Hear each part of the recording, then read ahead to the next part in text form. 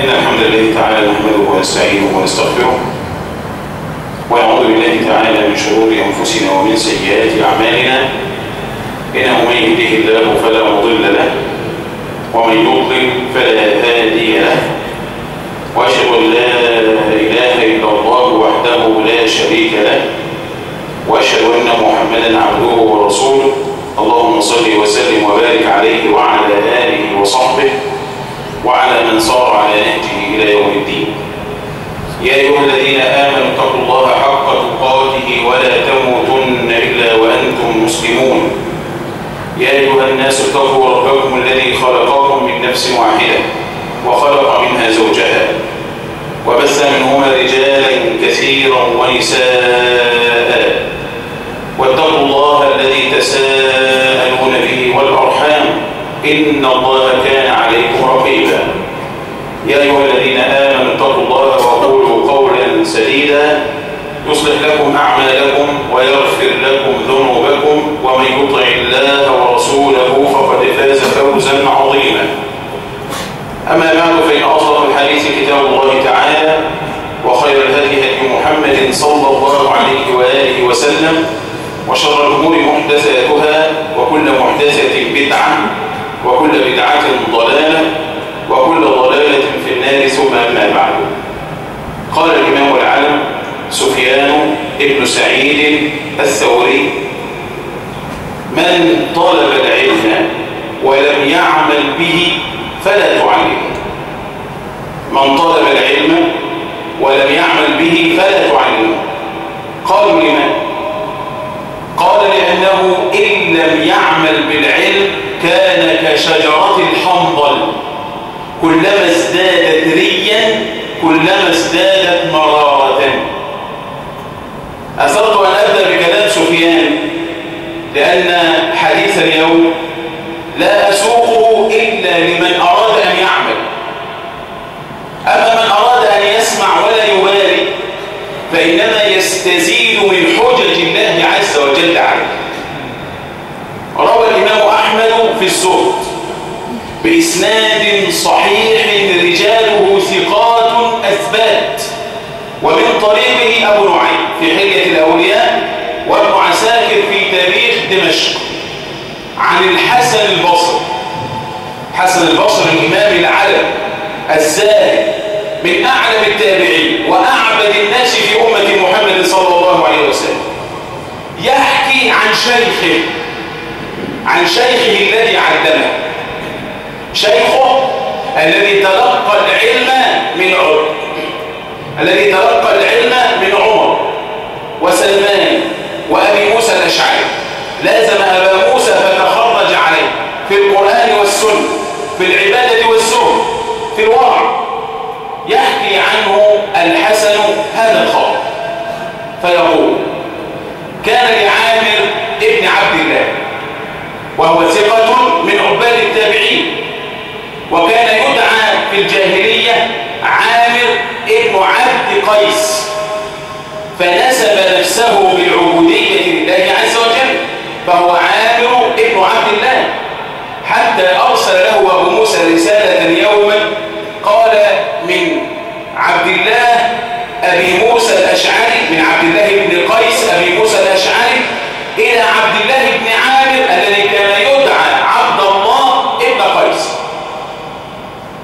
قال: كان لعبد الله ابن عامر مجلس في الجامع الكبير في جامع الكوفة.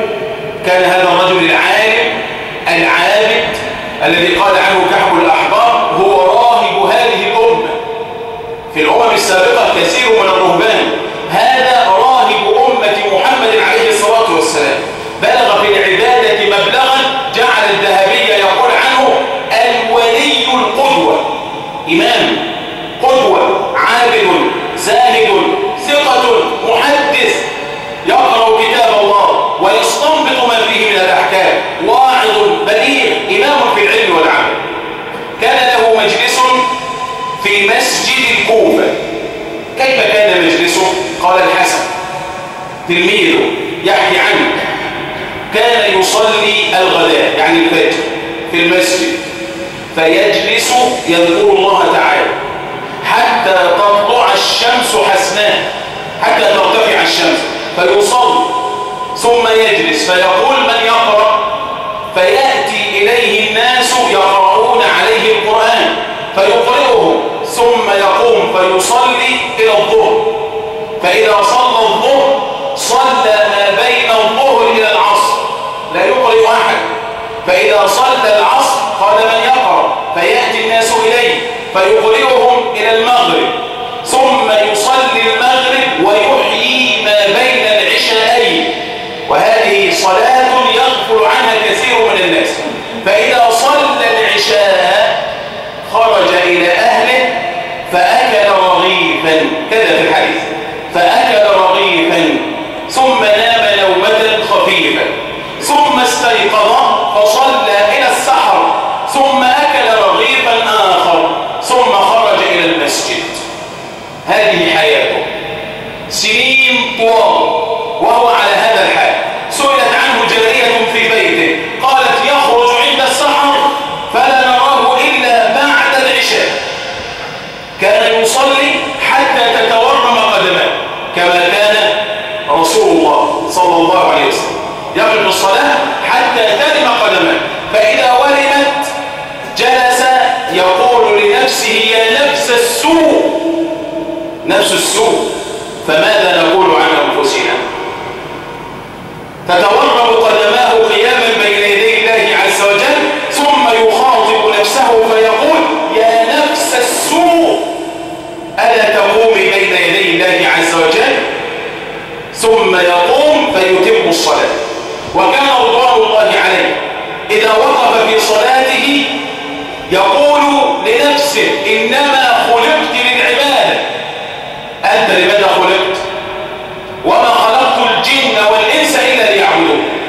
وكان ذا دمع غزير وقلب رقيق ولفظ عذب، كان يعظ الناس المواعظ البليغة، ولا أريد أن أطيل بذكر مواعظه، إنما أريد منه هذا الخبر الذي سيقصه علينا عن أصحاب النبي عليه الصلاة والسلام. هذا الرجل في المسجد يعلم الناس ويدعو إلى الله ويعلم كتاب الله ويشرح كتاب الله ويعلم سنة النبي عليه الصلاة والسلام السنين، ثم إذ به يوما يعتزل المسجد الكبير ويجلس في مسجده، في مسجد حيه، في مسجد بيته. فسأل عنه إخوانه، قال الحسن ففقدناه فانطلقنا إليه، فقدوه، فقدوا العالم، فقدوا العالم، فقدوا الحق، فهل قالوا الحمد لله الذي أراحنا منه؟ هل لم يبالغوا بغياب مثل هذا الرجل وهو ليس من الصحابة، إنما انشغلت قلوبهم به؟ قال فأتيناه في أهله في بيته فسألوه. كان من ضمن السؤال لماذا هجرت المسجد؟ قال لم أهجر المسجد، إنما أنا في مسجدي ها هنا. قالوا له يا أبا عبد الله كان لك مجلس في المسجد الكبير فتركته، كنت تجلس فيه إلى أصحابك تعلمه من كتاب الله عز وجل. قال أجل تركت مسجده. لماذا يا أبا عبد الله؟ واعلم يقينا أننا نتكلم عن المسجد في زمن السلف، في زمن الأخيار، الصحابة الأبرار والتابعين الأخيار. يقول نعم إن مجلسكم كثير التخطيط، أجلس معكم في المسجد أنا أعلم الناس القرآن، ومن الناس من يسهو، ومن الناس من يلغو، ومن الناس من يتكلم. مجلسكم كثير الغلط، كثير الأغاليط، كثير التخليط. فوجدت البيت يعني مسجد بيته أخلى لقلبي وأقدر لنفسي على ما أريد. أنا أريد أن أتعبد لله وأنتم تشغلوني عن هذا. هل تظن أن في مساجدهم تخليطا كما في مساجدنا؟ فرق شاسع. لم يكن عندهم غيبة، لم يكن عندهم نميمة، لم يكن عندهم أكل أموال الناس بالباطل، لم يكن عندهم سفك أعراض المسلمين ولا أكل لحوم المسلمين، لم تكن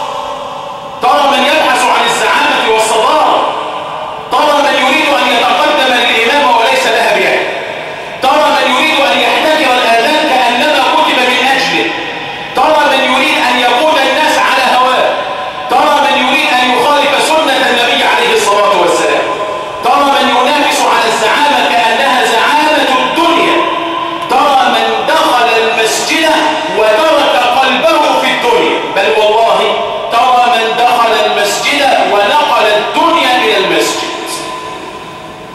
أيرضيك ما تراه الآن في مساجد المسلمين من انصراف عن كتاب الله عز وجل، عن سنة النبي عليه الصلاة والسلام، عن تنازع ما بين المسلمين، عن تدابر وتقاطع وتباغض؟ بل هل يرضيك ما تراه في المساجد الآن في المساجد من أكل أموال الناس بالباطل؟ إيه والله، بعض الناس يؤتمن على بيت الله فيضيعه، بعض الناس يؤتمن على الصدقات في المساجد فيضيعها، بعض الناس يؤتمن هذه الأمانة فلا يوصلها إلى أهلها. أنت في مثل هذه الأيام ستجد كثير من الصناديق في المساجد، صندوق لزكاة الفطر، صندوق للأيتام، صندوق للفقراء إلى آخره. هل يجوز لك أن تنقل درهما من صندوق إلى صندوق؟ ضيعت الأمان. هل يجوز لك أن تخرج من المال لمن تحب ومن تهوى؟ ضيعت الأمان. هذا في بيوت الله عز وجل. إن نبينا عليه الصلاة والسلام قد حدثنا عن أقوام يكونون في آخر الزمان ونحن فيه، يجلسون في المساجد. أين يجلسون؟ لم يقل على المقام، لم يقل في الطرقات، لم يقل على النواصي، إنما في المساجد. قال ليس لله فيهم حاجة، لا ينظر الله إليه ولا يعبأ بهم ولا يقبل منهم، ليس لله فيهم حاجة. لما؟ قال حديثه الدنيا. سيأتيك الاعتكاف، فانظر ماذا يفعل المعتكفون. اجلس مع أحد ممن يقوم على شأن المساجد، فانظر عن أي شيء يتحدثون. هذا الرجل الذي كان ينشغل إما بصلاة أو بقرآن، إما بصلاة أو بقرآن، يهجر المسجد ويقول إنكم كثير التخطيط، فلو رآنا لقال أنتم كثير الموبقات المهلكات إلا من رحم الله عز وجل. قال وإنا قد حدثنا أصحاب محمد عليه الصلاة والسلام.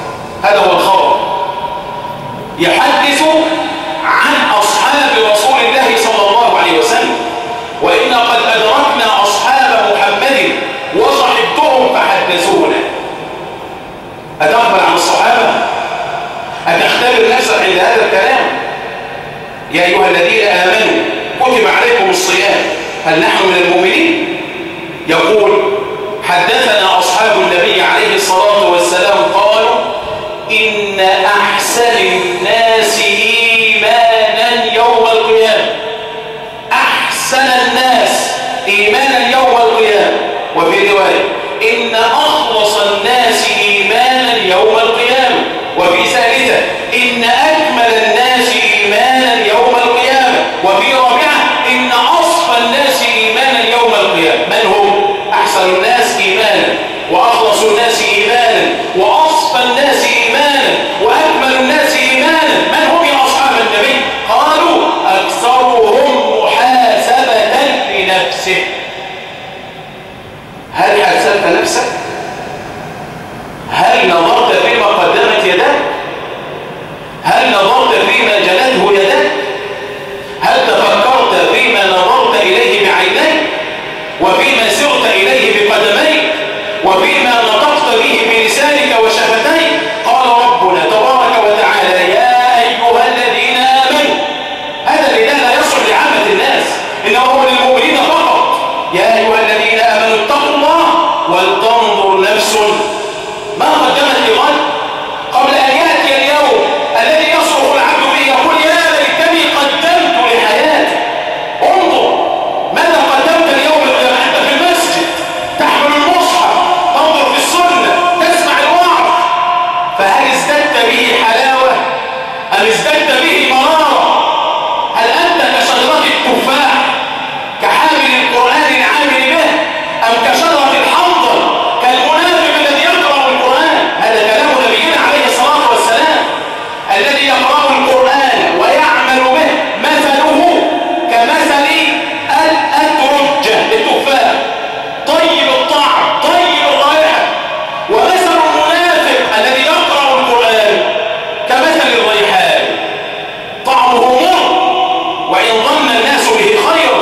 من أي رجلين أنت تسمع وتقرأ وتنظر وستسأل، فإما أن يزيدوك العلم، إما أن يزيدك العلم إخلاصا لله وقربا إليه، أو هو حجة عليه.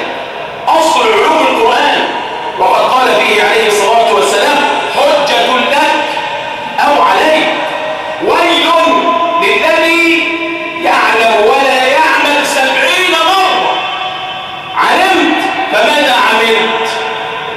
اتقوا الله ولتنظر نفس ما قدمت لغد واتقوا الله. فأمرك بالنظر فيما قدمت بالمحاسبة بين أمرين بالتقوى، فاتقوا الله قبل العمل واتقوا الله أثناء العمل وحاسبوا أنفسكم على العمل. يقول عمر رضي الله عنه: حاسبوا أنفسكم قبل أن تحاسبوا، فإنما يخف الحساب يوم القيامة على من حاسب نفسه في الدنيا. إذا كنت تحاسب نفسك فأنت مؤمن. يقول الحسن البصري: لا تلقى المؤمن إلا لائما لنفسه: ماذا أردت بكلمتي؟ لا تلقى المؤمن إلا يعاتب نفسه، يحاسب نفسه: ماذا أردت بكلمتي؟ هذا الكلام الذي أقوله لك أنا ماذا أردت به؟ أسأل الله أن يرزقنا الإخلاص. وأنت حين تسمع ماذا أردت بالسماع؟ لا تعجب. قال الحسن: حتى يقول المؤمن: ماذا أردت بأكلتي؟ الأكل.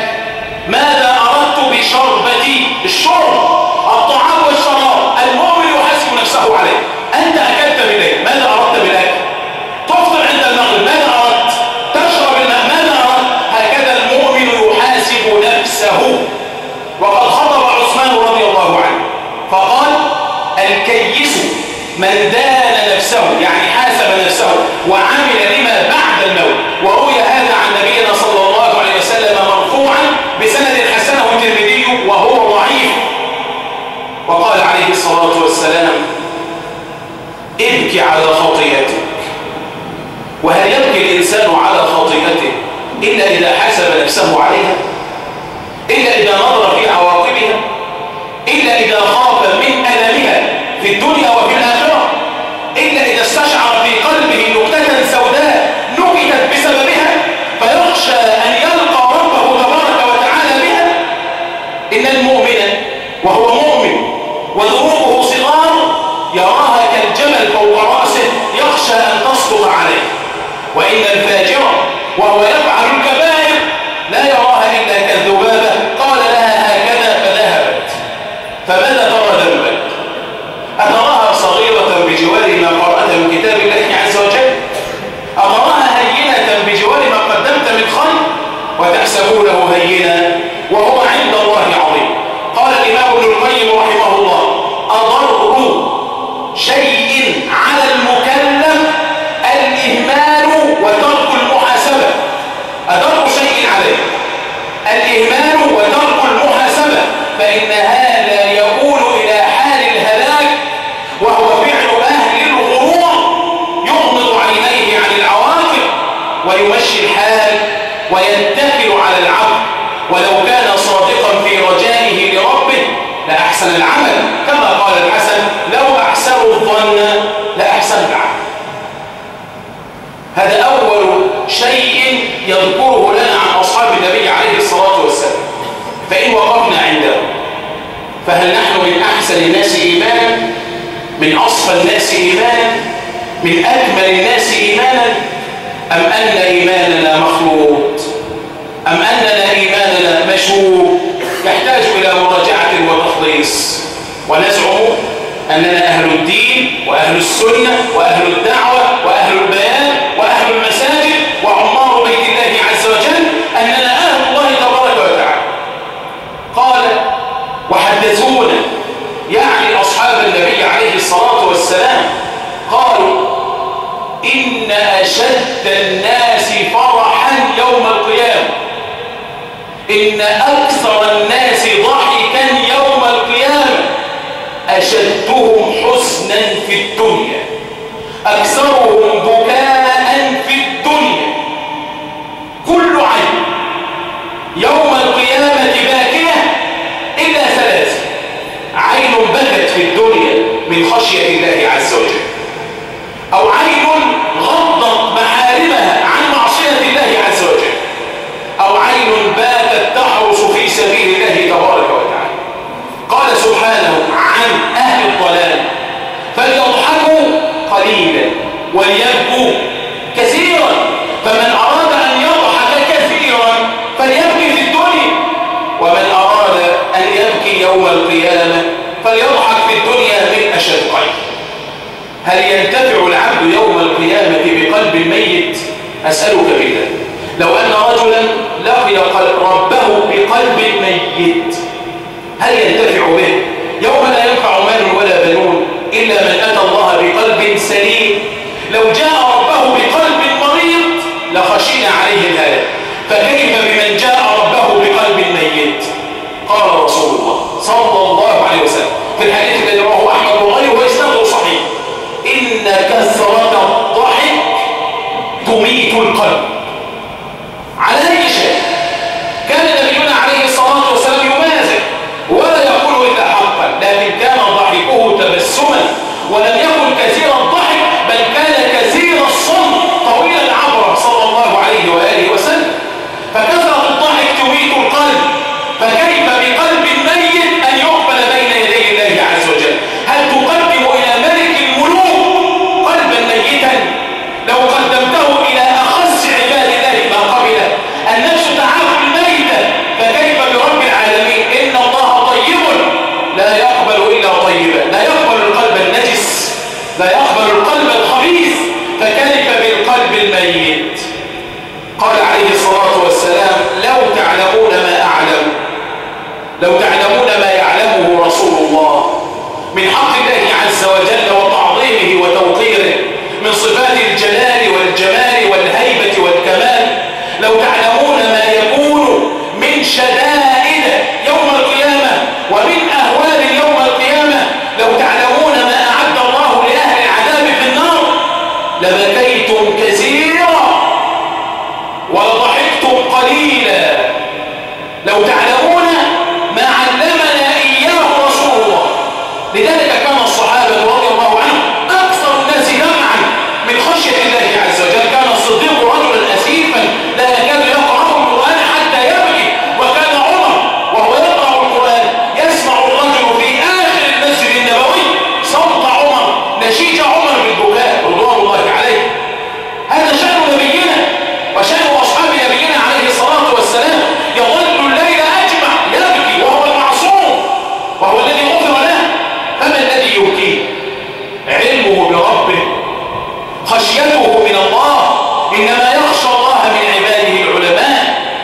إن أكثر الناس ضحكا يوم القيامة، فرحا يوم القيامة، أكثرهم بكاء في الدنيا، وإن أكثر الناس بكاء يوم القيامة، حزنا يوم القيامة، أكثرهم ضحكا في الدنيا. فابكي على خطيئتك، ابكي على ما قدمت يداك، ابكي خشية الخواتيم. فإن عابدا عبد الله السنين الطوال ثم ختم له بسجدة للشيطان.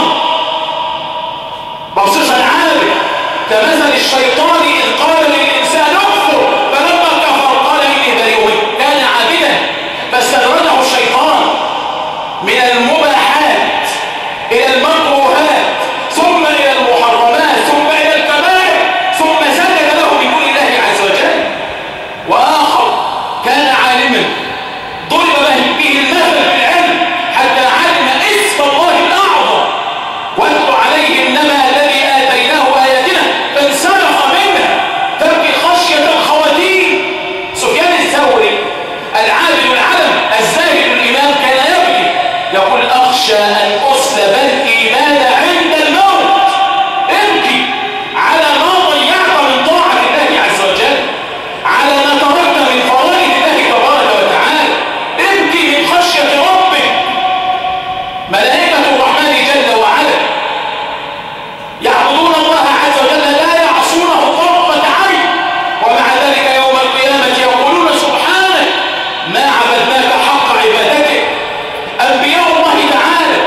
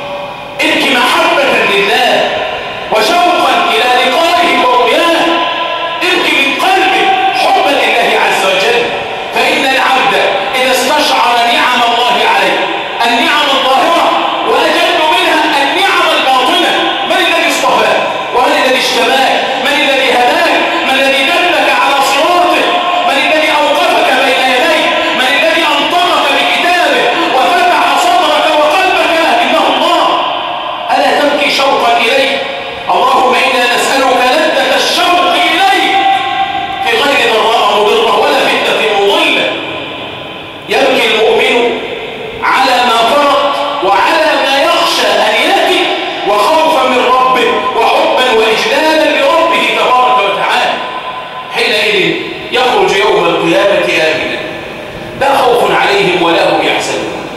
قال الله عز وجل لا أجمع على عبدي أمنين ولا خوفين، من خافني في الدنيا أمنته يوم يخاف العباد، ومن أمنني في الدنيا أخفته يوم يخاف العباد. من أمن مكر الله عز وجل فاطمأن إلى قلبه وإلى عمله وإلى نفسه وكله الله إلى نفسه فلا ينفعه شيء، فإنما يخوفه ربنا تبارك وتعالى يوم القيامة. قال وحدثونا رضي الله عنه حدثنا أصحاب نبينا عليه الصلاة والسلام قالوا إن الله تبارك وتعالى فرض فرائض الصلاة، الصيام، الحج، الزكاة، الصدق، الأمانة، الوفاء، كل فرائض الله عز وجل، كل الأوامر الواجبة، وسن سننا نوافل الصلاة، نوافل الزكاة، نوافل الصيام، العمرة، نوافل كثيرة تتقرب بها إلى ربك، وحد حدودا جعل بينك وبين الحرام حدا فحرمه عليك، حرم عليك كثيرا من الأمور التي تضرك ولا تنفعك، حرم عليك الكذب والغش، حرم عليك الشرك والنفاق، حرم عليك الرياء والسمعة، حرم عليك تضييع الأمانة وأكل أموال الناس بالباطل، حرم عليك رفع الصوت في المساجد وتنجيس المساجد وتكبير المساجد، حرم عليك سوء الظن بعباد الله عز وجل إلى آخر ما حرم. وهذا معلوم، تعلم أن الله فرض عليك أشياء ونفل لك أشياء وحرم عليك أشياء. قال أصحاب رسول الله صلى الله عليه وسلم فمن قام بفرائض الله عز وجل وسننه، من عمل بالفرائض والسنن، من قام رمضان بعدما صام رمضان قامه إيمانا واحتسابا وصامه إيمانا واحتسابا وعلى ذلك قس، من عمل بفرائض الله وسننه واجتنب حدوده، اجتنب الحرام، أدخله الله عز وجل الجنة بغير حساب. أدخله الله الجنة بلا حساب ولا عذاب، أدخله الله عز وجل مع 70,000 الذين يدخلون الجنة بغير حساب ولا حساب، أدخله الله عز وجل مع من يضحك الله إليه من القوام والمجاهدين والمحسنين، أدخله الله عز وجل الجنة بغير حساب مع من زهدوا في الدنيا فجعلوا دينهم على أعناقهم يسيرون به في الأرض، يدعون به إلى الله ويجاهدون به في سبيل الله، يدخله الله عز وجل الجنة مع الصابرين. سلام عليكم بما صبرتم فنعم عقبى الدار. هذا النوع الأول، وقليل من الناس من يدركه. نعم في الأمة خير، السابقون السابقون ثلة من الأولين من الصحابة ومن بعدهم وقليل من الآخرين، فأين لنا هذا؟ هل تظن في نفسك أنك قمت بفرائض الله؟ هل تركت ما حرم الله؟ هل قمت بسنن رسول الله صلى الله عليه وسلم؟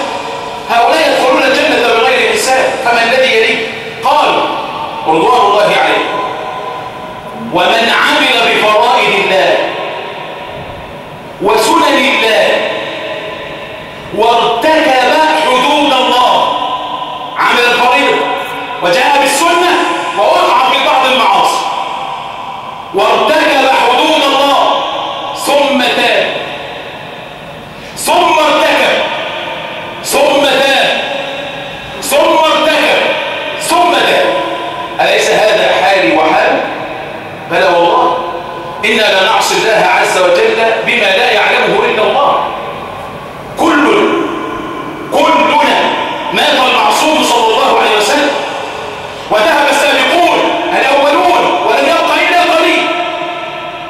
انظر ماذا لهؤلاء، هذا لمن ارتكب ثم تاب، نسأل الله أن يتوب عليه. قال رضوان الله عليه ركب حدوده ثم تاب ثم ركب ثم تاب، استقبل أهوال يوم القيامة وشدائده،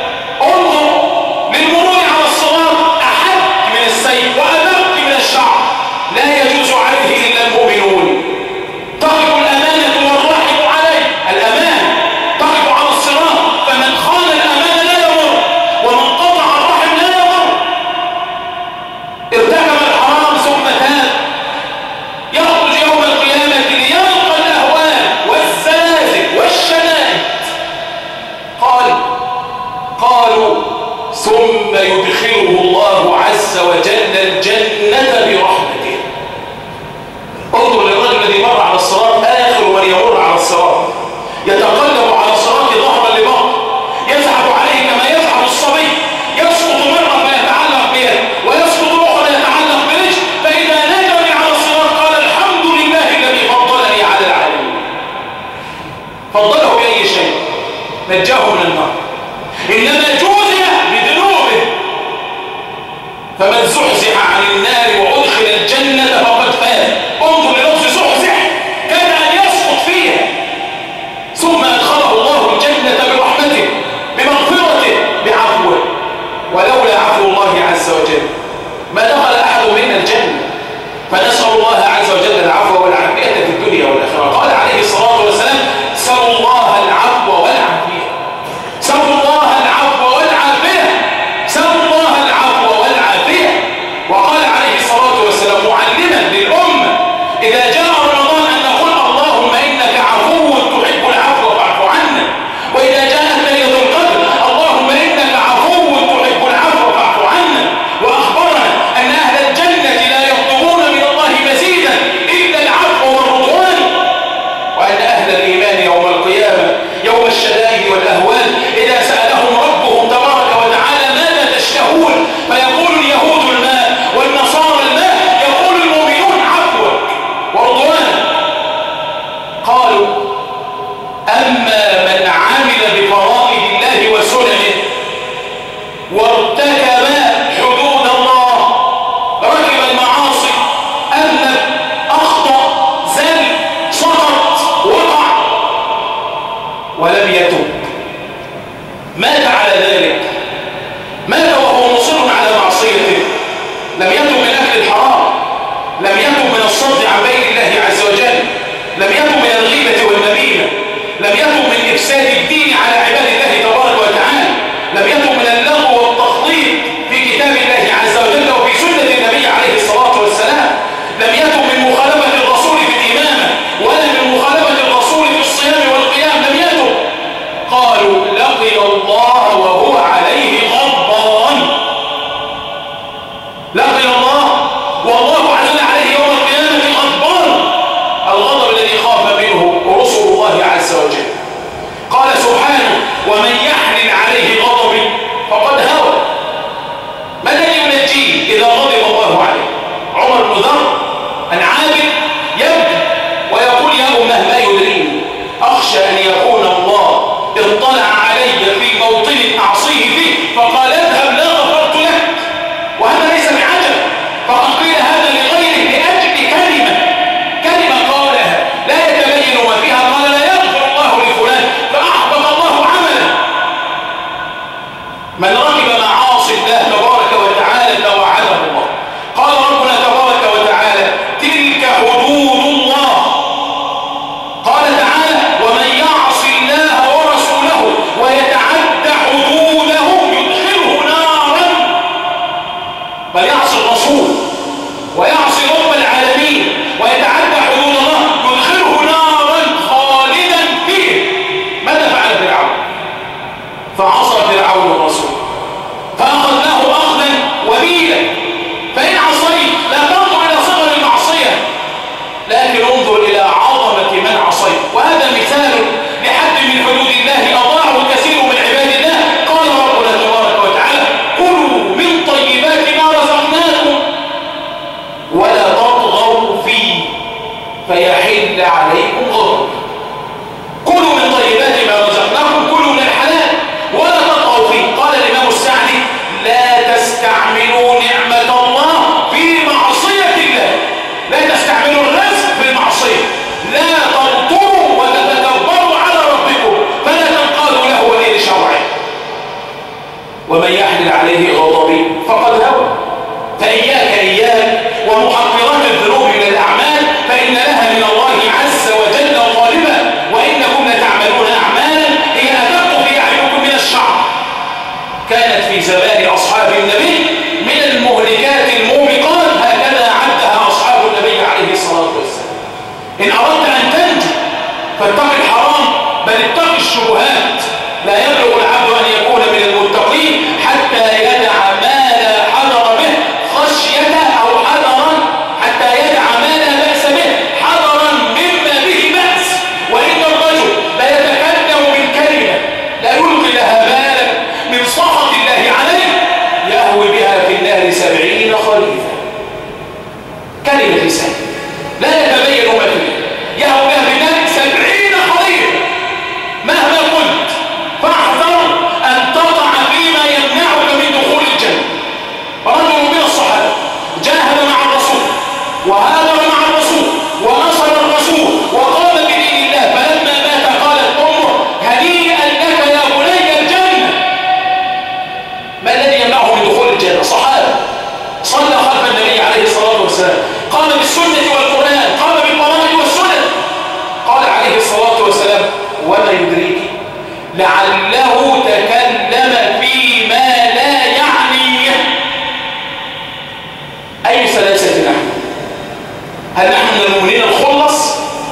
أم من أصحاب الذنوب التائبين أم من أصر على الذنب؟ قال ربنا إن الذين اتقوا إذا مسهم طائف من الشيطان تذكروا فإذا هم مبصرون.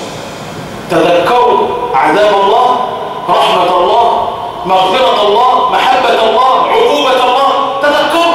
تذكروا شيئا يتعلق بالله عز وجل فإذا هم مبصرون ما هم فيه من الخطأ فعادوا إلى ربهم تبارك وتعالى ولم يصروا على ما فعلوا وهم يعلمون. أسأل الله عز وجل أن يجعلنا وإياكم من التائبين. اللهم تب علينا لنتوب، اللهم تب علينا لنتوب، اللهم تب علينا لنتوب. أقول قولي هذا واستغفر الله لي.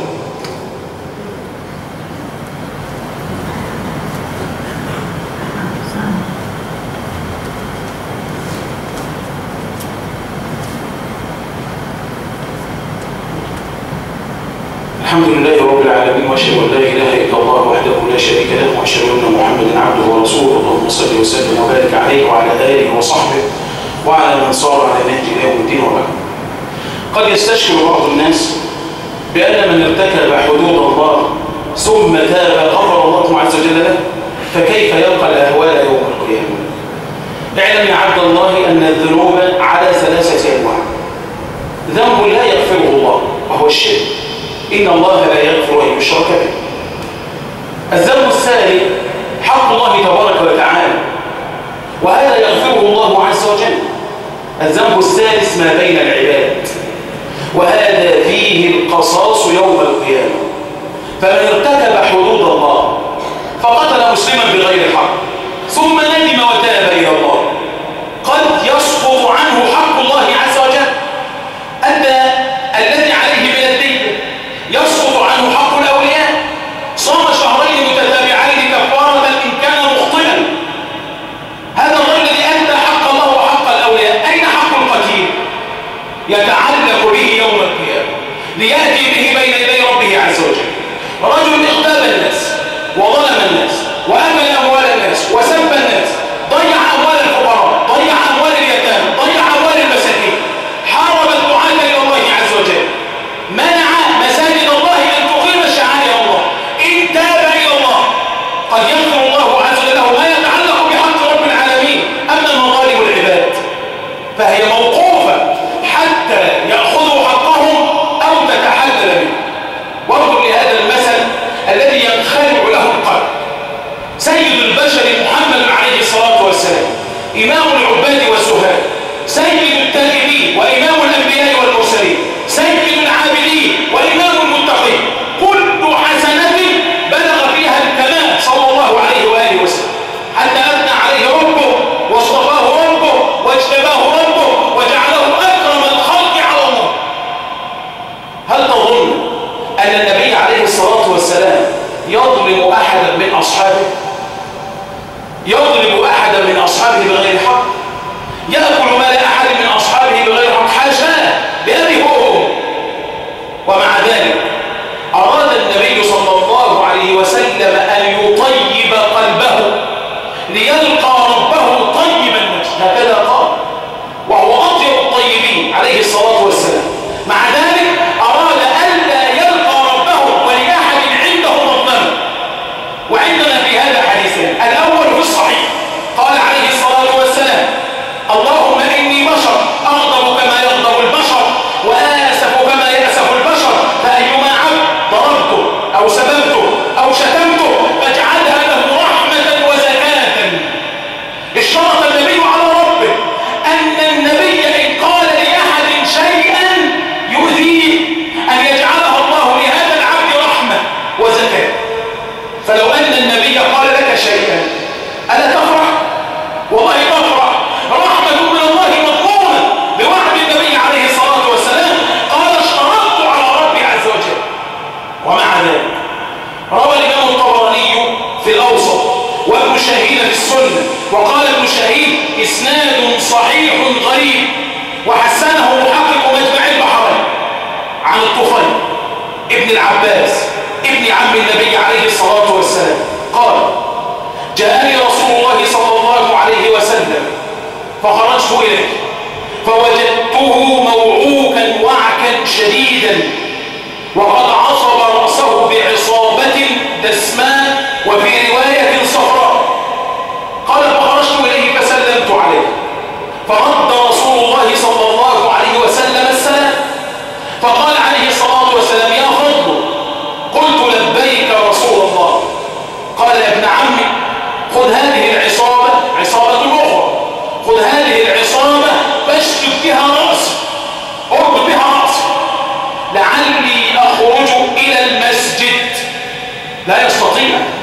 في مرض وقد كان يوعك كما يوعك الرجل.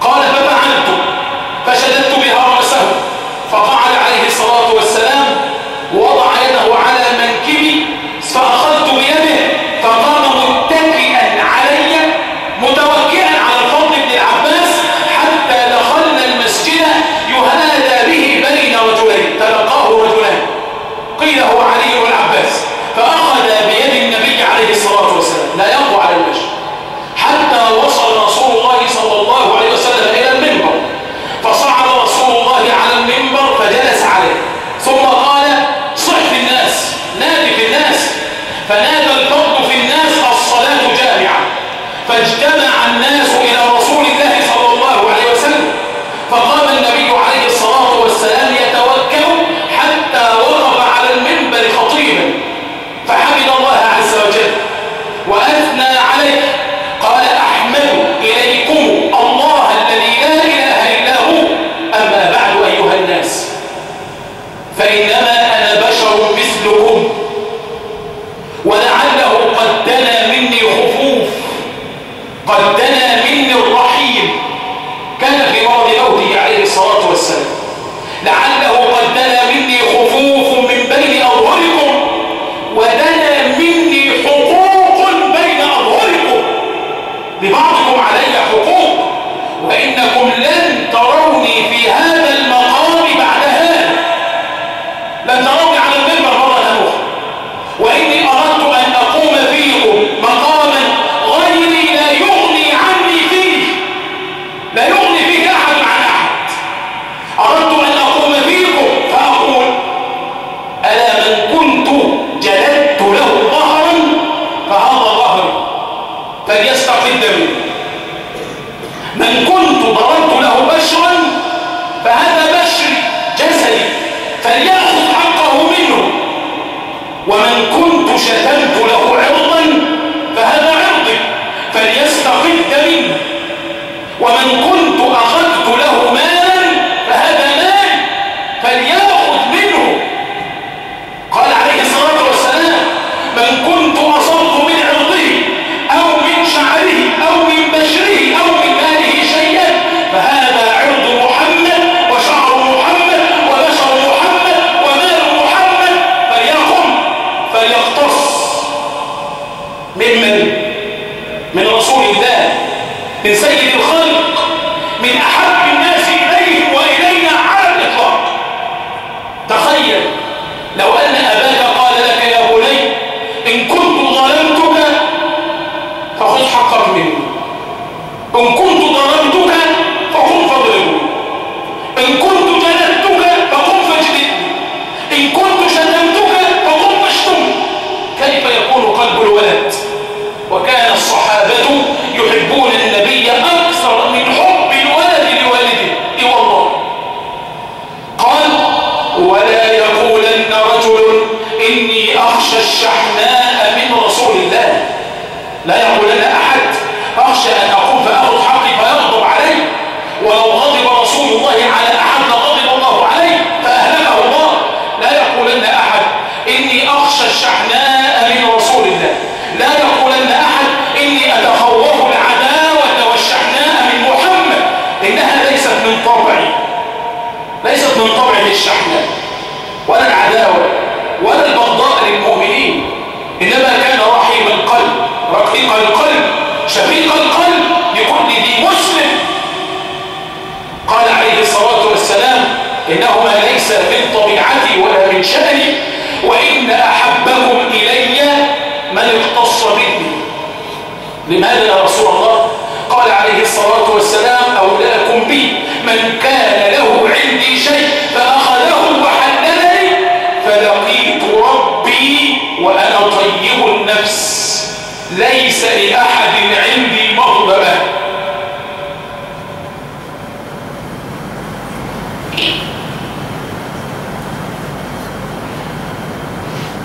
خلص